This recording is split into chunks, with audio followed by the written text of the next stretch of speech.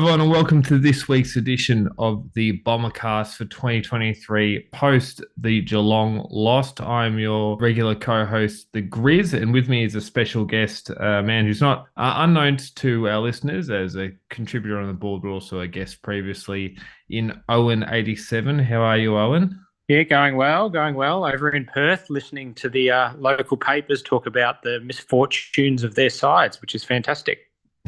It's not a great year for WA football fans if you're a supporter of those teams, is it? It's a bit of a travesty over there. Yeah, they're calling for an independent review into the West Coast. Into the West Coast, just generally, the entire club. Just the whole club needs an independent review. Oh, well, we're an expert of those. We had two of those in a year. They should just ask us. And we stole the CEO that could have done it for them. Oh, well, they'll suffer. Perfect.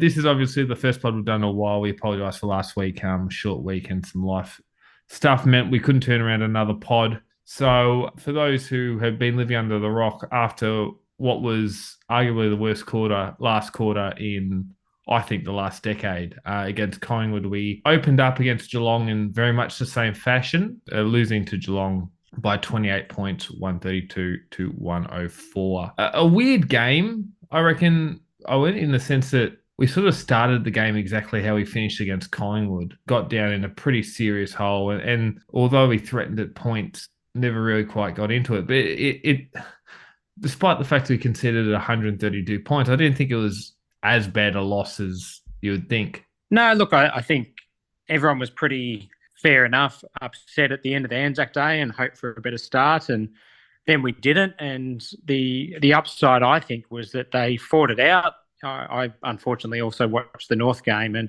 they just capitulated, and they had the same start we did, and they just gave up.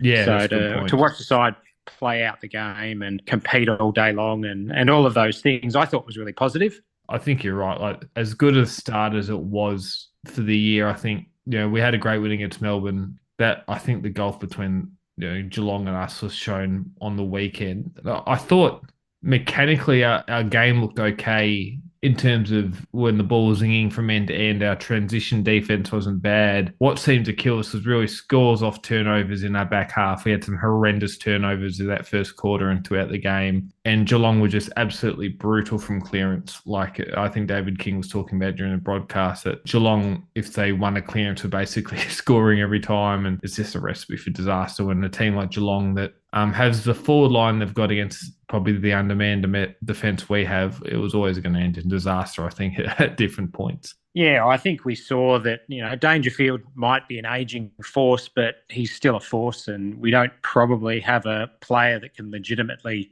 stop him when he rips the ball out of the stoppage. He's too big, he's too strong. Setterfield is, I think, done an amazing job of balancing our midfield out, but he doesn't have the power that a Dangerfield has. And when you get a bloke like Hawkins in the form he was in with the delivery he was getting, I'm not sure there's a harder job for a fullback in the game than playing one out on Tom Hawkins with good delivery. Yeah, and he's such a singular matchup, Tom Hawkins. Like, he's probably kilo for kilo the strongest guy in the AFL, and then he's also 110 kilos and almost 200 centimeters tall. And he's an unorthodox matchup in the sense he's not a pack marking lead up forward. He's very much a stand and wrestle guy. When you've got a guy that big, I don't think we certainly don't have anyone on our list able to do that. Then when you add to that Jeremy Cameron and all the other issues they cause, it was always going to be hard for us. Do you get the sense that Geelong put the cue in the rack? Sort of after not really quarter time, after halftime, they got to about 40 points at halftime, and we sort of floated between that 4.5 to 8 goal margin throughout the rest of the game. Do you think there was a certain level of fight in the team, or how much of it did you put to Geelong just going, okay, we're in cruise control here, we'll turn it on and off in 5-minute spurts when Essendon are getting their tails up as needed?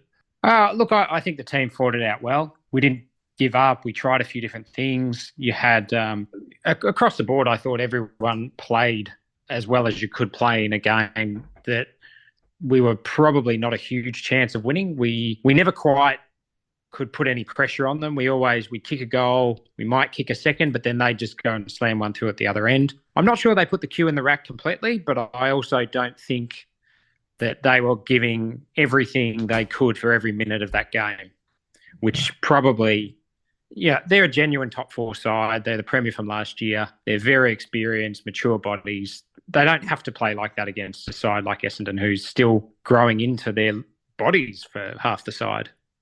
Yeah. The 5-day break versus the 8-day break probably came out at different points as well. I think we came out flat, and that generally happens when you're coming off a short break. It can be hard to get through your recovery and get the energy levels up, particularly a game against Collingwood. That would have been a level of sort of emotional shell shock, and then it was a pretty physical game towards the end. So the fact we came out flat wasn't necessarily a bad thing. I just want to talk about the last 3 weeks in reality. So we've played Melbourne, Collingwood, and Geelong, which, if you ask most people, would be considered 3 biggest sort of premiership contenders this season. And we've played them in successive weeks, and we've probably put in 10 really good quarters out of 12, with the 2 quarters that were bad being the last quarter against Collingwood and the first quarter against Geelong being absolute travesties. But if you'd said to me that we're going to win one, lose one by effectively a goal, I know BigFooty kicked one after siren, but effectively a goal, and then lose the other one by 28 points, I probably would have taken that. How have you seen sort of how Essendon measures up against those teams over the last 3 weeks? Is it about what you expect? Are we better than probably what you thought going into it? How have you assessed this last sort of block of 3 or 4 weeks? I think the Melbourne win was a surprise to me. I didn't think we would be anywhere close to winning that game, let alone just completely dominating it. And then Collingwood and Geelong, I would have thought before the game, if you told me the scorelines, I would have said, yeah, that's probably about where I'm happy with, that we're not as good as they are, but we haven't been completely blown away. But I think what was disappointing, and it was absolutely heartbreaking, to sit there at 3/4 time on Anzac Day with 95,000 people thinking, geez, we've got this one. We're going to get home here with this massive crowd, and for Collingwood to run over us the way we did, and then to come out the next quarter we've played and start the way we did against Geelong. I think it's things like that frustrate supporters. It's not the outcome. I think the outcome is probably, splitting 3 games against top 4 sides with a win is probably a pretty good outcome from where we all thought we'd be at the start of the year. But to have a couple of really uncompetitive quarters, and you throw in that first quarter against St Kilda, that's the sort of thing that we as supporters sit there and go, we've got to find a way to fix that in future. That's something that, maybe it will come with time and experience, but we've all watched this team for a while now, and we've seen it all before, where we've seen these things and we go, that's not great. We don't want to see more of that. And then it creeps back into the game. And, I think Brad Scott's still got a lot of work to do. Yeah. I do think that's, that we had a great start in terms of wins and losses to the season, but I think that's where you can clearly see the development. Like when the genuinely good teams ratchet up the intensity, I just don't think we have the level to go with them at the moment. And that's not an indictment on the club or the playing group at the moment. We are a very young playing list, but I think that's probably, if we're going to beat one of those games, one of those teams, we're going to have to get them on a good day, which is what we got Melbourne on, to be honest. Melbourne played poorly, but we're still good enough to beat them. But I think that's the next level, isn't it? Just being able to, when a team like Geelong or Collingwood decide, all right, it's time to ratchet up the pressure to raw home against us on Anzac Day, or to blow us out of the park and cruise from that point against Geelong. We don't quite have that gear, and that's probably what we need to develop. But we'll move on to the positives. And there were a couple. I think it's worth noting a couple. I thought Sam Wiedemann kicking 5 was, impressive in one sense, but also just very encouraging. In a losing side, kicking 5's good, but all you really want from Sam is, that 1.5 to 2 goals a game as your number one option as a key forward. To kick 5 is a good outcome. Pretty accurate kick, 5 goals, 1. And I thought he and Jake Stringer, who kicked 4 of his own and had 26 disposals, showed an ability to score against a good team in Geelong and against a good team defense. And that at least was an encouraging thing from the weekend. Yeah, look, I agree. I reckon Wiedemann was a high draft pick for a reason, and we've seen it over the years that he can have really good games, and his issue has probably been a bit of consistency, really, that the gap between his best and his worst is a bit too big. But probably Peter Wright was similar. And we've seen Yeah. Peter Wright matured really grow into what his capabilities are. And Wiedemann's last fortnight, I think, has been really positive. He probably didn't get the reward for effort against Collingwood, but he covered a lot of ground playing that role that we talk about Harry Jones playing it, where he gets up the ground and drags the defender around and just outworks their man all day long and really runs them into the ground. And it's probably not something I thought Wiedemann had in him, but he's showing he does. And this round he got reward for effort, and he showed that he can score and he can kick straight, and he's could be a really good pickup for us.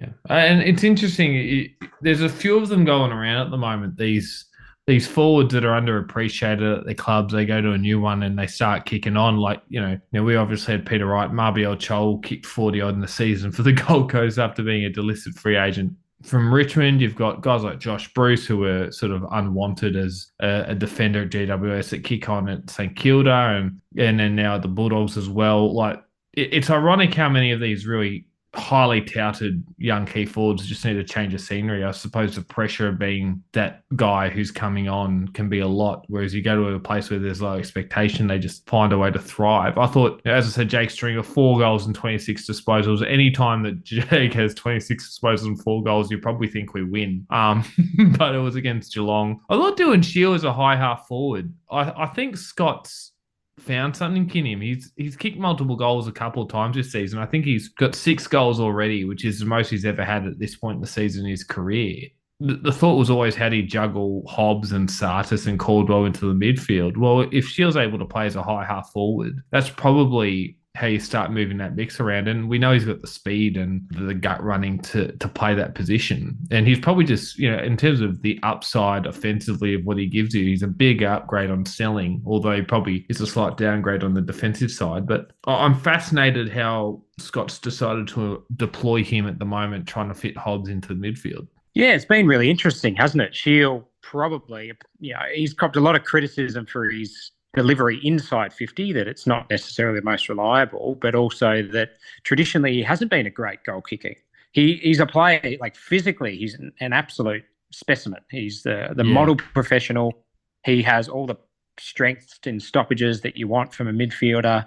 And it's really the things that he's not been known for in the past that we're seeing this year. His goal kicking and even his passing inside 50. And I've noticed quite a few times he does things off his opposite foot. And I think he just looks like he's got a bit more confidence. And whether he's gone away and really worked on that part of his game as well, it wouldn't surprise me that he's sat down and been told, look, you have to create a new role for yourself and be something more than just a midfielder. And he showed that he's got the physical traits to get that separation inside 50, and now he's starting to get a bit of that reward, and he's getting the goal kicking right, and it gives us a real weapon. Having a genuine midfielder that can play in the forward line and rest up forward and rotate back into the midfield it's a real luxury to have when you have it.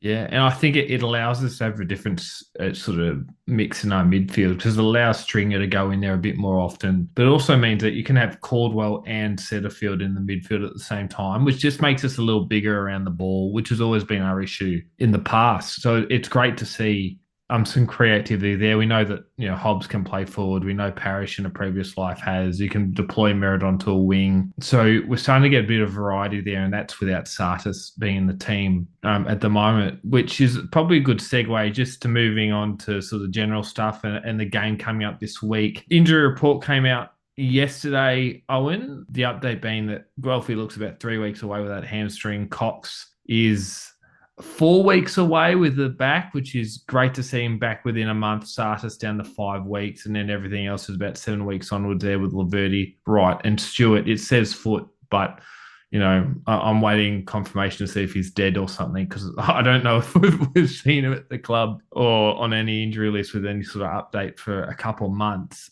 It's interesting with Reid sort of named in the extended squad, which we'll get to in a minute. He's only been back in the VFL for a week, but it seems like these really conservative week times are not necessarily weeks until they're back with the main team, but the conservative sort of markings on the injury seems to be getting them back basically into playing shape. How have you seen sort of the injury management to start the year. It's been disappointing, obviously, to see Cox and Sardis out for so long, but promising they're back to within a month. Yeah, I get the sense that with their injury management timelines now, they're saying, they're 4 weeks off, and that 4 weeks isn't rejoining training, which is probably what it has been in the past, but it's actually being fit enough right to play and giving players that extra couple of weeks to really get them right. And particularly because they're young blokes, there's no point running Sardis into the ground, bringing him back 2 or 3 weeks early and shortening the next 10 years of his career. I'd much rather wait a couple of weeks, get him back 100% fit, ready to go. Same with Cox, same with Reed, and give him a chance to play. And we've seen it with Reed that we have a bit of a key defender shortage at the moment, and he's obviously sitting there as the emergency just in case, because really we're down to Brandon Zerk-Thatcher as our only genuine tall defender. We're having to play Ridley up a weight class on Hawkins the other day, which really, given Ridley's abilities, is not where you want him. So I think it's been really good injury management to have him in a point where he could come in and play AFL this week. And I'd like to think that the way they're managing the other guys means that, in a month's time, we are going to see Cox running around in the VFL fit and healthy and able to start contributing and doing the things that we really want to see from him in the future. And how do you see, there's a lot of discussion, I think, generally on the board, but otherwise about the body shapes and the concern about Cox and Reed, their height and their quite skinny frames and their ability to stay healthy over a long time. I get the feeling that they're never going to be these big hulking players. I look at Zach Reed and think he's going to be more Harrison Andrews than your Jack Payne at Brisbane or your Marcus Adams, I suppose, is that's type it. that plays alongside Harris Andrews, didn't he? Yeah, or David Asprey for Richmond back in the day was a big boy. He was 196 and about 100 kegs as well. But I don't think they'll ever get to that sort of size. I think defenders nowadays are becoming more and more sort of agile more than anything. The ability to play tall and small, get across and help and outnumber in a contest. I'm not concerned necessarily about the weight thing, but I do have concerns about long-term injury viability. It's just guys that tall and that skinny don't have a great record at AFL level. I think it's really hard. I read something the other day about Todd Goldstein when he was drafted, where they basically saw him as a 5-year project, where they said, okay, we don't expect him to be ready to really play AFL until his 5th season. And people sort of recognise that ruckmen take time, but the problem we're seeing now is that these key defenders, they're genuine ruckman height.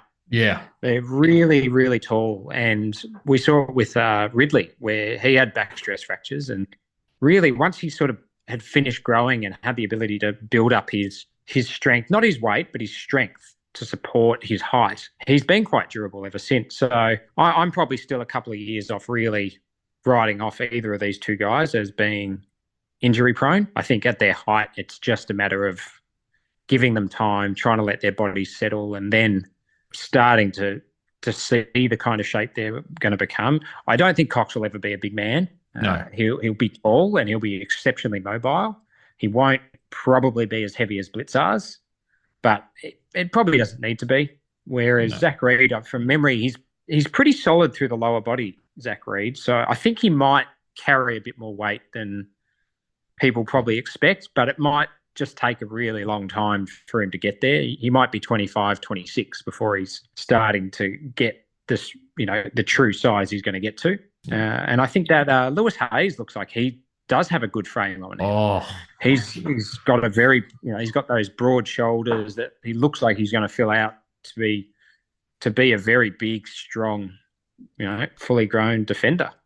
There's something about lanky, red-headed defenders that just make me happy in Essendon jumpers, but that's a discussion for a different time. I tend to think that Cox is more Justin Westhoff than he is Mark Blitzavs. Justin Westhoff never got really above 94 kilo, but he was functionally strong enough, had a great tank, good foot skills. And I think if you can get Westhoff and, Andrews out of those two, that's two pretty good picks, I think. But sort of speaking about Reed, I think it's probably about time we start looking at the team selection for this week, looking ahead to the game against Port Adelaide. Normally, we do our pods a little bit earlier in the week, so we don't get to the team selection, but luckily we've been able to do it today. Durham obviously out with a suspension for the slim tackle against Geelong. In come Alan Davey Jr., Dyson Heppel, Jai Menzies, and Zach Reid named on the extended bench, which is Snelling, Perkins, Hind, Heppel, Reid, Phillips, D'Ambrosio, and Menzies. Obviously, two of those to miss out and three of those to miss out and one of those to be named as the sub. What are your views on the team selection this week? Obviously, Durham's the forced change out of the suspension. What are your thoughts on the ins and potentially some outs that might have needed to happen? Well, I think unfortunately losing Durham's a tough one because we don't have a natural person that can slot in on the wing. I think Langford, as an offensive winger, can do it, but we also have this real problem down back, and they keep, for whatever reason, playing Langford as a defender. So I think we're in a tough position. I think Reid's he is listed as a genuine emergency. I think it's unlikely he gets selected. He's just there in case something happens to one of our key defenders. I know people are going to be upset, but I think if we're having to replace Durham on a wing, to me, my guess is Heppel's going to come into the side, and I just think it's so unfortunate that a guy who's been such a fantastic player and a leader for the club through a really difficult time is at the stage where supporters are probably cringing a little if he does get selected. But, you still need a guy on the wing that can run his 15K a game, and we don't have many of them. We saw that against Collingwood. We don't have enough players that can run out all four quarters, covering a lot of territory up and down the ground. Mm. And then, I think it's really good that we're seeing Alan Davey straight on the field. Yep. There's no messing around there. I think that's a really good in. And I like the idea of, and we discussed this after the Collingwood game, using a sub that has a bit more speed. So a guy like Hind or a guy like D'Ambrosio that can add some run late in the game. I think they're the guys that can come on in a quarter and really impact, particularly late in the game with their leg speed, which is such a weapon when everyone's fresh. They just become unstoppable, uncatchable, because everyone's, got 10, 15 Ks in their legs, and these guys are fresh and fast, and they can give you that extra little burst that you need at the end of a game. So I think our team selection is kind of at the mercy of our injury list, unfortunately. Yeah, I wonder if the move is Shield to the wing, just noting that he's obviously got the running power in him to cover it. Or maybe Snelling comes into the team and plays a high half forward and basically takes that wing position. But I think he'll lose his forward pressure if you do that. So it'll be really interesting. The other major selection issue you got to go through is, do you persist with the two ruck combination? So Phillips is named on the extended bench. I wonder if it worked against Melbourne. Geelong absolutely crucified it, and it didn't really work against Collingwood. Port Adelaide play with a very similar ruck setup that Geelong does, to be honest. Collingwood does, to be honest. They start Jeremy Finlayson, and then it's basically Teakle or Dixon that go in there. I just don't know if two genuine rucks is the way to go. I do wonder if Sam Wiedemann pinch hitting in there for 10 minutes a quarter is the way to go. But on the flip side, does Draper have the tank at this point to be able to play that effectively? I don't know. It'll be interesting with it being a tactical sub. I tend to think that it'll be Snelling, Perkins, Heppel, and Phillips with Hind or D'Ambrosio or the sub, but we'll see how that goes. Moving on to the game, it's a really interesting one. So I have Port Adelaide as a genuinely good team this year, and there's some conjecture about how good they are in terms of they made the top two a couple of times, consecutive years, a couple of years ago, and were bounced in prelim finals. But just from a statistics standpoint, they're number 3 in contested possessions. They're AFL 2 in stoppage clearances, which is general clearances around the ground. They're AFL 3 in centre clearances. They're AFL 2 in tackles. And they've actually got the second least amount of disposals in a competition. So what that tells you is that they are brutally efficient in the contest and they get it forward quickly. So that's a weakness of ours. We don't have a great contested possession or stoppage clearance number in terms of our rankings. And I tend to think that if Port Adelaide win this game, it'll be because Horn Francis and Boak and Wines beat us up around the football. And we haven't got the cattle down back to intercept like we did against a team like Melbourne.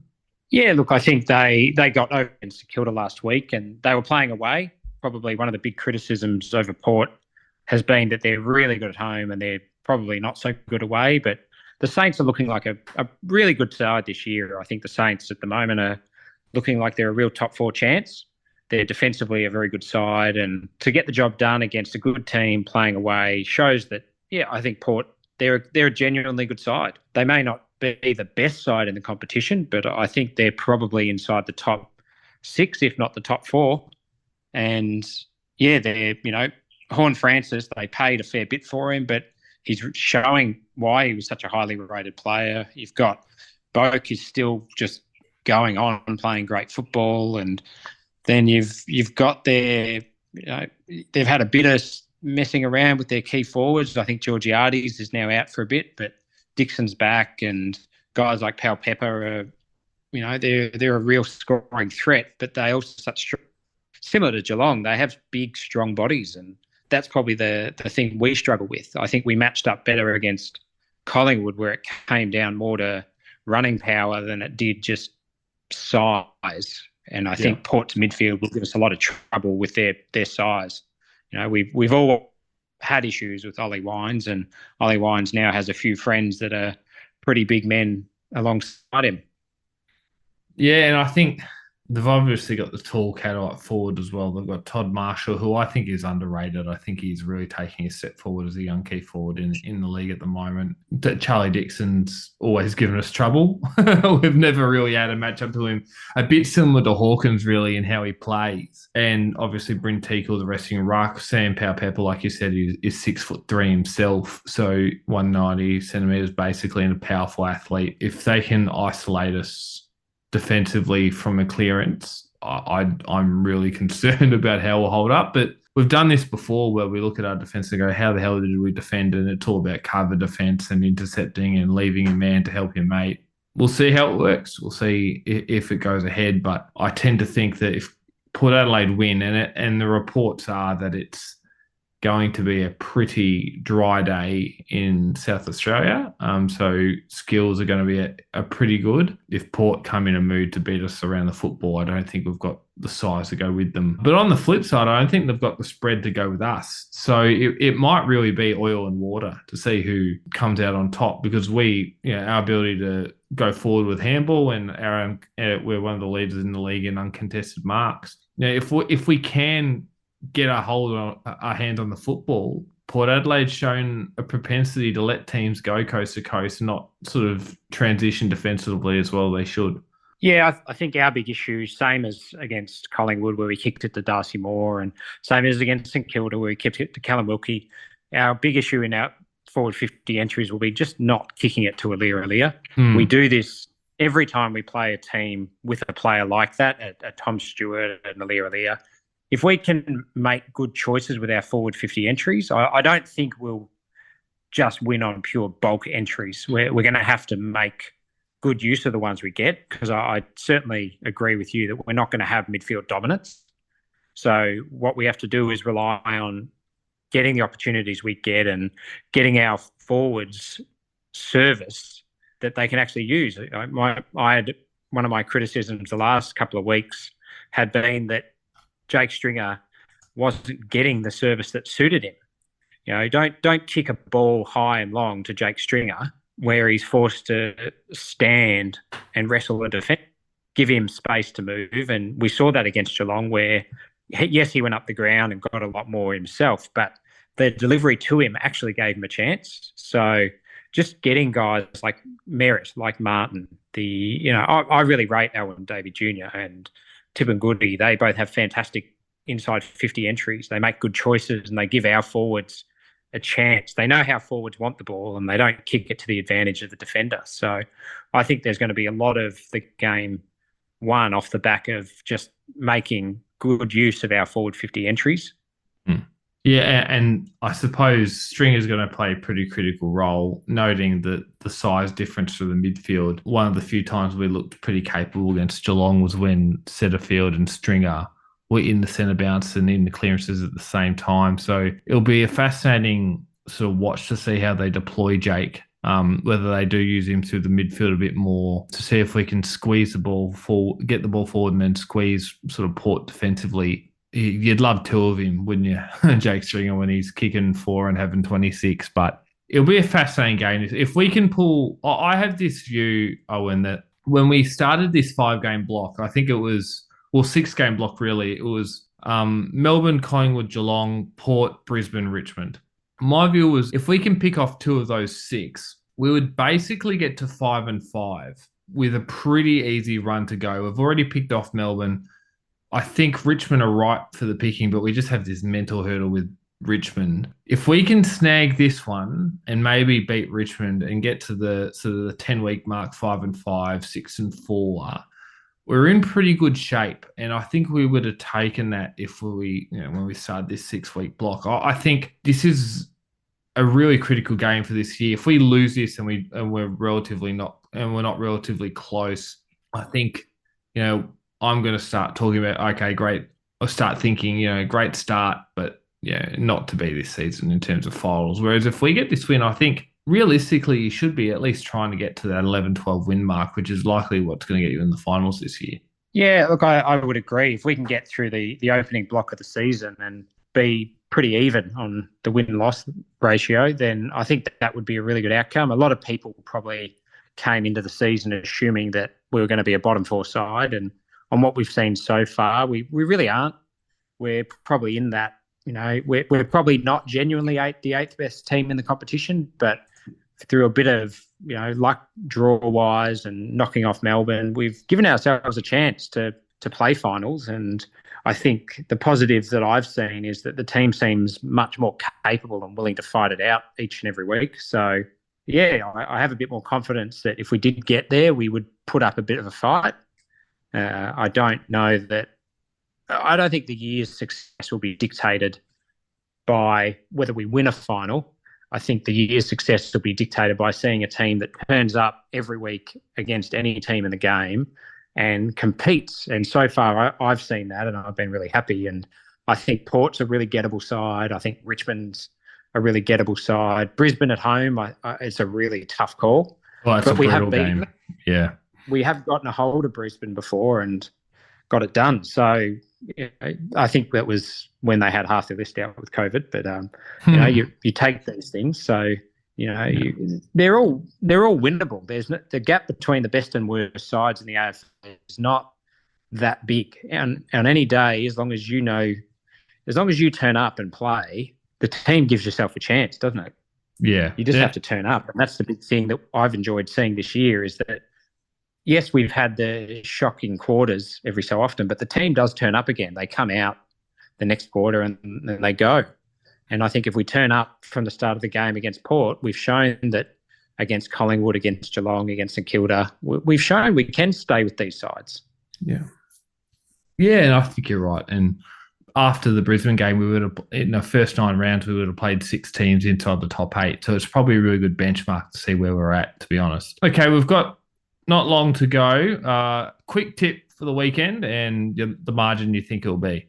I'd love to tip Essendon, but I think Port at home, I reckon, I think they'll be 2 to 3 goals too good for us on the day, and I'd be happy with that. I think if we can contain them at home, then I reckon we'll have had a pretty good day. Yeah, I'm tipping Port by about 4 goals, but yeah, it's certainly not a dishonourable loss and certainly not the one that we had at the back end of last year. All right, well, thanks, Owen, for coming along. I appreciate you jumping in for Bonts, and for all you listening, we appreciate you joining us, and thank you again for your understanding about last week. Make sure you like and subscribe and tell your Bomber supporting friends. Go Bombers, and we'll see you next week. Fantastic.